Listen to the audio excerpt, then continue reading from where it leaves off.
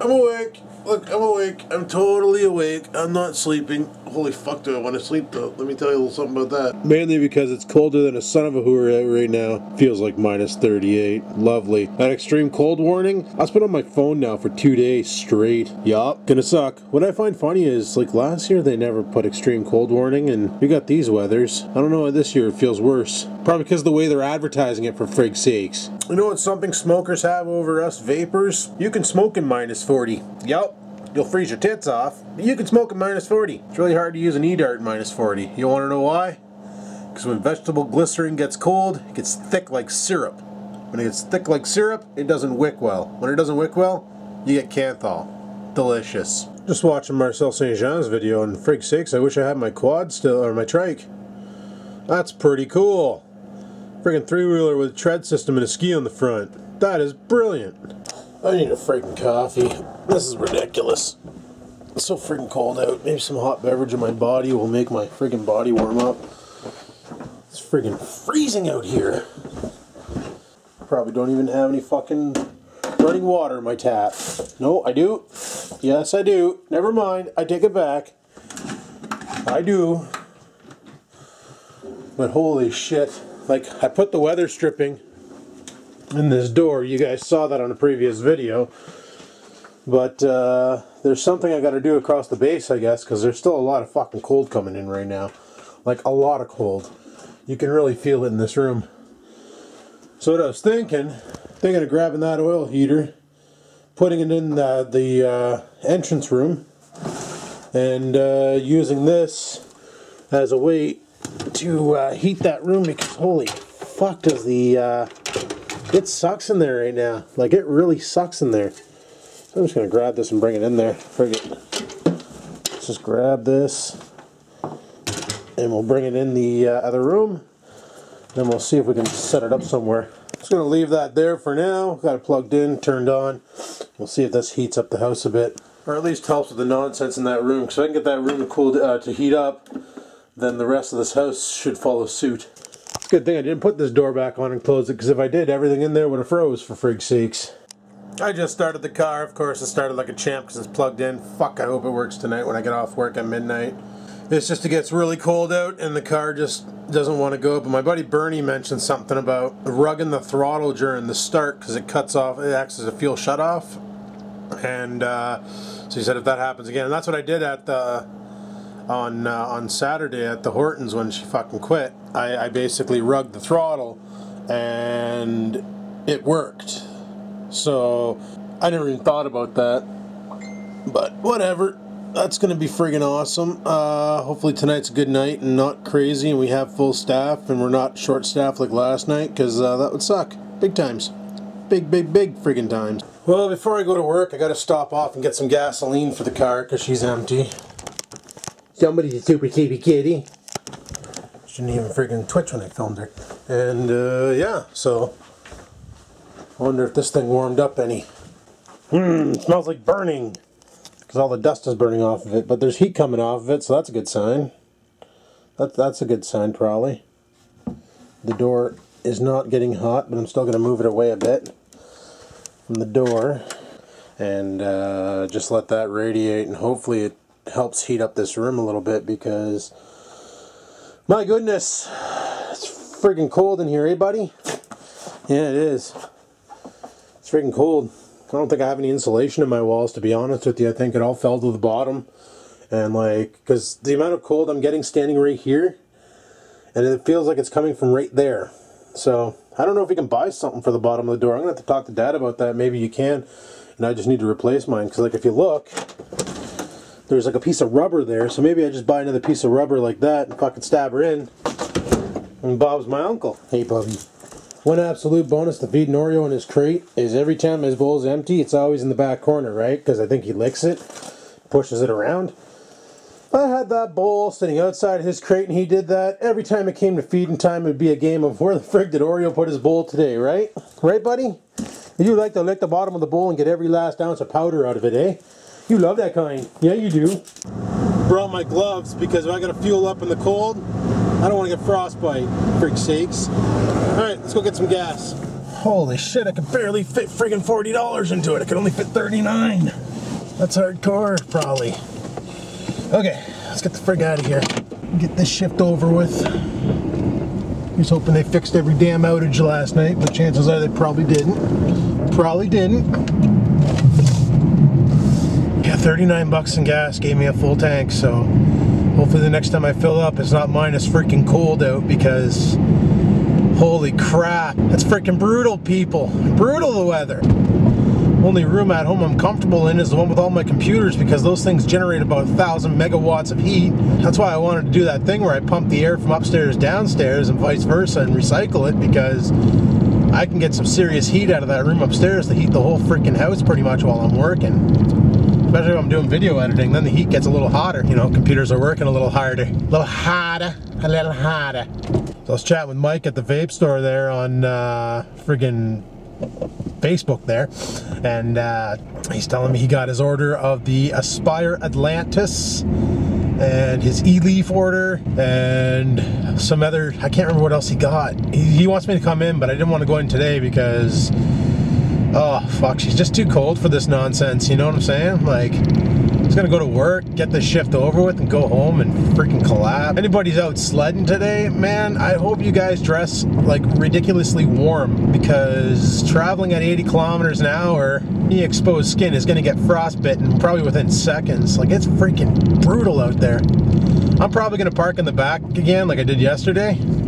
Reason being is I can face my car away from the lake, and it might lower the chance of the wind freezing things, which in my mind makes sense, because if I face the freaking lake, it hurts. If I turn my back to the lake, it's fine. I don't know if my car feels the same way about it. It might, because it's stupid. But if it does, yeah. Friggin' Mike, he goes and tells me, he's like, yeah, I got my Atlantis coils, or my Atlantis tanks and coils in and stuff. I'm like, oh, right on, bud, right on. He goes, yeah, I'm using one right now, and they're awesome. Like, he decided to take one out and unbox it and give her a rip. And I'm like, oh, you're using it on a DNA 30? He goes, nope. And I'm like, trying to think what else he has in that shop that can fire it. I'm like, a mech mod? He goes, nope. I'm like, okay, what the hell are you firing it on? Ego Pen, 1300 mAh freaking Ego Pen. I'm like, bro, you're gonna kill yourself. Like, don't grip that thing too tight when you haul on it, because if it pops and you're holding it tight, well, anybody who's ever played with Black Cats or M80s or those little friggin' Chinese fireworks, or, you know, those little red ones, anybody who's ever dicked around with those knows that if you're gonna light one off in your fucking hands, you don't close your hands onto it, because you'll blow your damn fingers off. And that's the exact same thing he's liable to do with that Ego Pen. Like, those are not meant for that type of nonsense. But he's doing it. Oh well, he'll just ruin that battery faster. That's a very good chance. I love how I turned my heater on to heat up the car, and my car's temperature literally dropped from 95 to whatever the slot below it is. That's how cold it is out, people. It's cold enough to freaking cool the radiator just by having the heat on. Oh, big times! Better not be my thermostat that shit the bed either. Frig's sakes, man. I looked at how to replace the thermostat on this car. You gotta take the whole friggin' air intake system off.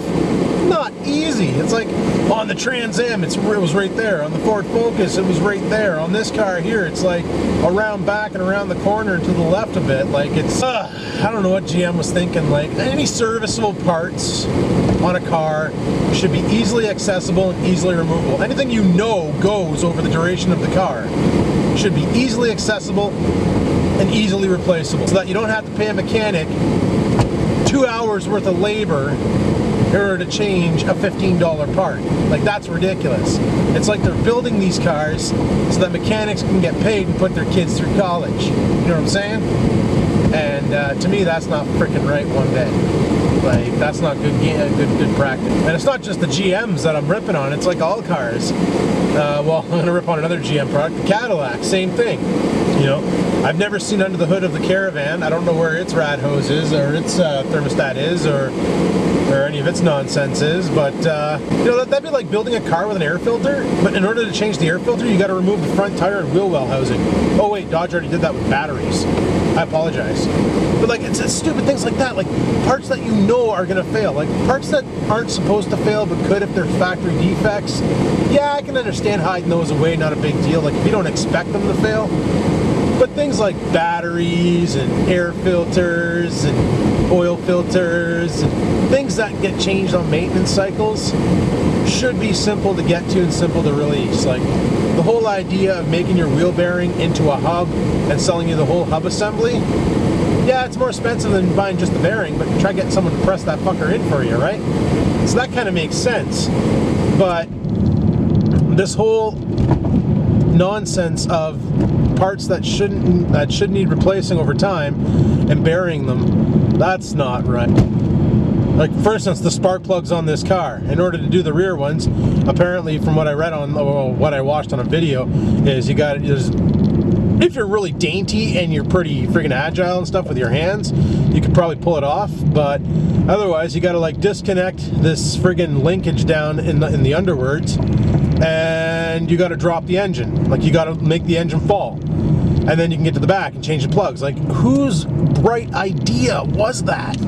Because it was stupid. I still say if it's not an inline 6, it should never be sitting sideways in an engine bay. If it's an inline 6, sideways, put the spark plugs towards the front.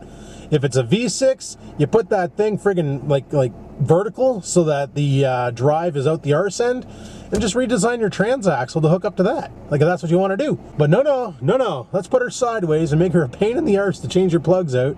So that you got to bring it to a friggin' mechanic over at GM and pay them $700 for a $100 spark plug change. Like, really, bud? This is not how we sell cars. We sell cars. We sell cars. This is not how we sell cars. I'm never buying a GM again. And it's a shame because I really do like the look of the new Chevy Silverados, but I just feel like I need to have a hip, like a #1 hit rap record in order to drive one, because they're so fucking blinged out now. Those new Dodge or the Chevy Colorados, way too blinged out in the front end. They look all plasticky and nonsensy, and I don't know, but I like them too.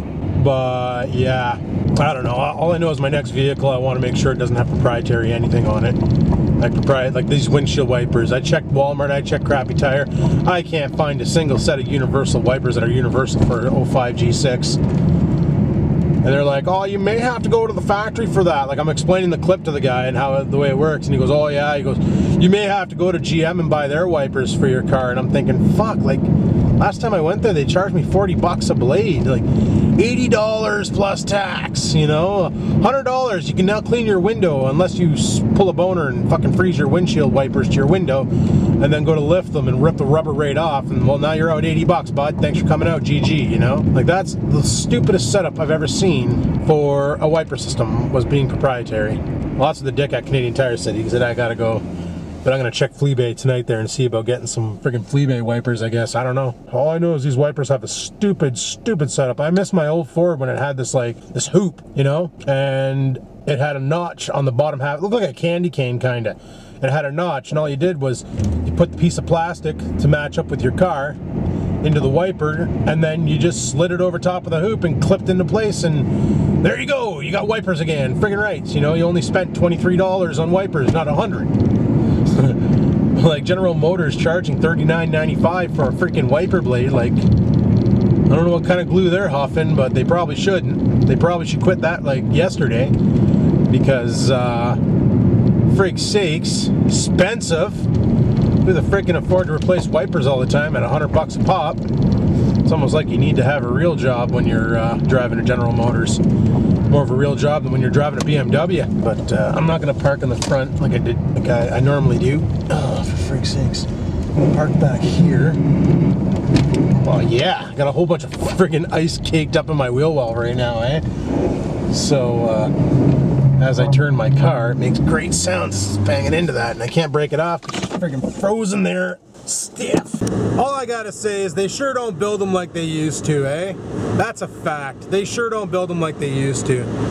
Like they used to make cars so that mechanics didn't have to stress to fix them, and now they make them like such buckets of shit that it's literally swap apart. But in order to swap apart, you gotta take apart half the car to swap out the friggin' parts. That costs the owner of the car like billions of dollars just to be able to friggin' use their car and get it fixed. Like, it's pretty dicked. I don't know.